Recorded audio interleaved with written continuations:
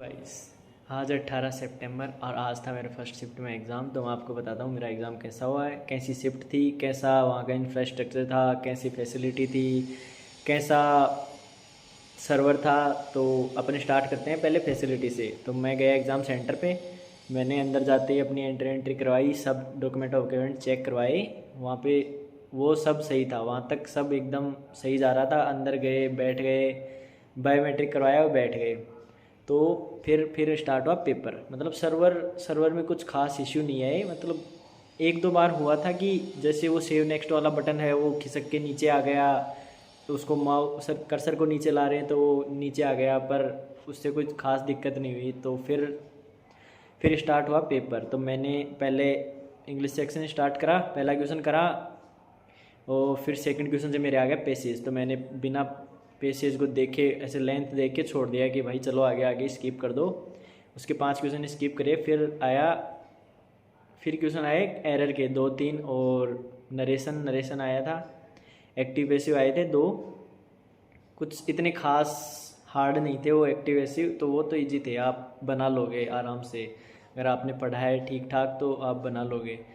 और वो कैब मेरे को लगी नहीं कि कुछ हार्ड है, वो PYQ बेस्ड सब वही पहले वाला पैटर्न था।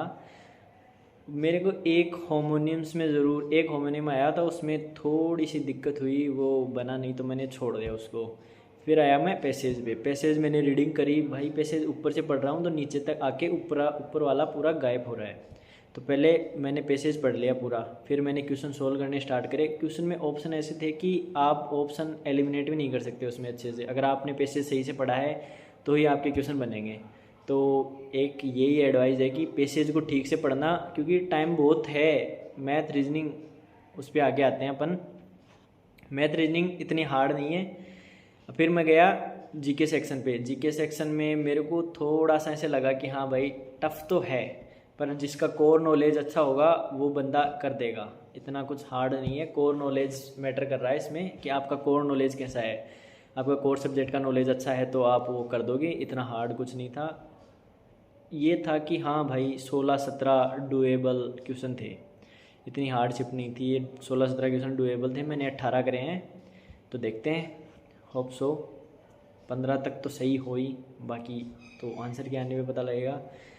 फिर गए, फिर आए। मतलब जीके में मेरे को स्पेसिफिक टॉपिक याद नहीं है, मैंने क्वेश्चन देखे कर दिया, क्वेश्चन देखे कर दिया, पर ऐसे याद नहीं रखा कि कौन सा टॉपिक था, कौन सा टॉपिक से आए, कौन से टॉपिक से नहीं आए। एक पॉलिटिका आर्टिकल से ज़रूर आया था, तो आर्टिकल अच्छे से पढ़ लेना भाई, ये एडवाइस होगी इसमें। तो बाकी आए, फिर मैं आया रीजनिंग सेक्शन पे। रीजनिंग सेक्शन में सब कुछ मतलब वही TCS पैटर्न, बस 3 4 क्वेश्चन थे जो आपको वही उस पर मिलेंगे।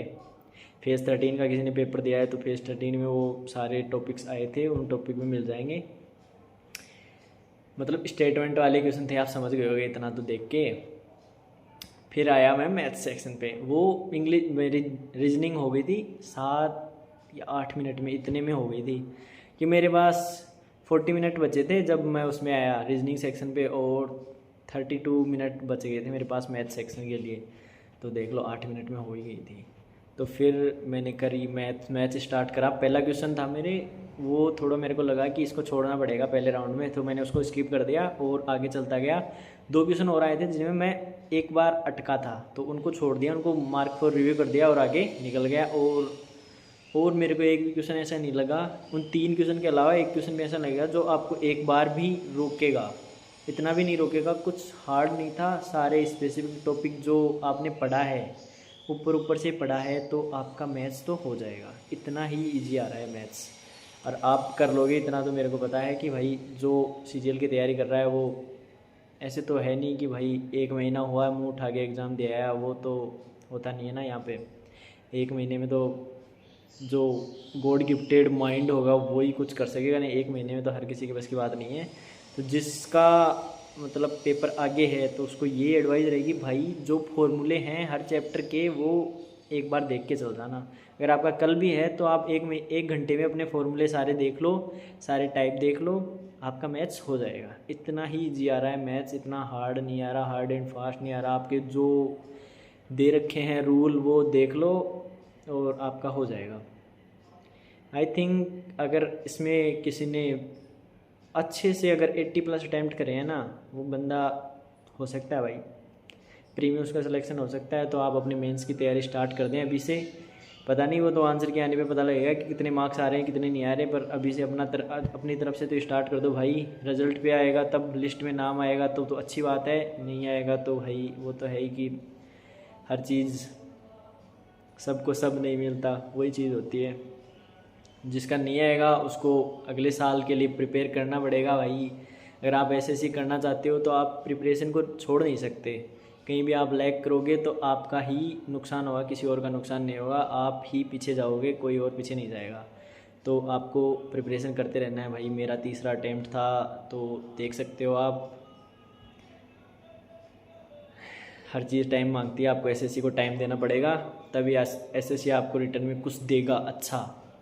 सीजीएल अगर आप निकालना चाहते हो तो आपको टाइम देना पड़ेगा यहाँ पे। और अपनी प्रिपरेशन ऐसी रखो कि भाई पेपर चाहे हार्ड भी आए ना, तो आपको वो पेपर इतना हार्ड नहीं लगा जितना औरों को लगे। तो मेरा ये है कि कोर सब्जेक्ट का नॉलेज आपका बेटर होना चाहिए सबसे। आप कोर सब्जेक्ट पे ज़्यादा ध्यान दो, ट्रिक्स व्रिक्स के पीछे मत भागो भाई। जो ट्रिक है वो सिर्फ कुछ क्वेश्चन में काम आएगी, नहीं तो बाकी आपका कोर नॉलेज काम आ गया। मेंस में तो आपको आपका जो मैथ्स का, रीजनिंग का, इंग्लिश का, जीके का, सबका जो बेसिक नॉलेज होगा, आपको जो जितनी डेप्थ में पता होगा उतनी जल्दी आप मेंस का कुछ क्वेश्चन कर पाओगे। तो यही है कि आपको प्रिपेयर तो आपको करना पड़ेगा। अब देखो आपकी प्रिपरेशन कितनी है वो आप मेरे हिसाब से आप टेक्स्ट बुक के टेस्ट लगा सकते हो, वो इजी थे। मतलब उसी हिसाब से पेपर आ रहा है। ओली बोर्ड के जो बोनस मॉक आ रहे हैं वो भी सेम लेवल के आ रहे हैं, तो आप उनको ट्राई कर सकते हो। और इतना कुछ हार्ड नहीं आ रहा, तो आप कर सकते हैं भाई, कोई दिक्कत नहीं होगी, आराम से कर लोगे इतने तो। और ऐसे कोई टारगेट मत रखना कि भाई मैं मैथ में 25 में 25 करूँगा, क्या पता कोई क्वेश्चन ऐसा आए जो अटका दे आपको, आपका टाइम वेस्ट हो जाए। इससे बढ़िया है ऐसे रखो कि भाई जितने होंगे 23, 24, 25 वो मैं अटैम्प्ट करूँगा, और जो नहीं होंगे उनको बाद में देखूँगा। पहले राउंड में ऐसा क्वेश्चन नहीं छेड़ूंगा जिसमें मेरे को ज़्यादा टाइम लगे। तो thank you guys, all the best जिनका आगे पेपर है। मैं यही विश करूँगा कि आपका पेपर अच्छा हो और अपन सब मेंस की तैयारी करें। Thank you, bye bye.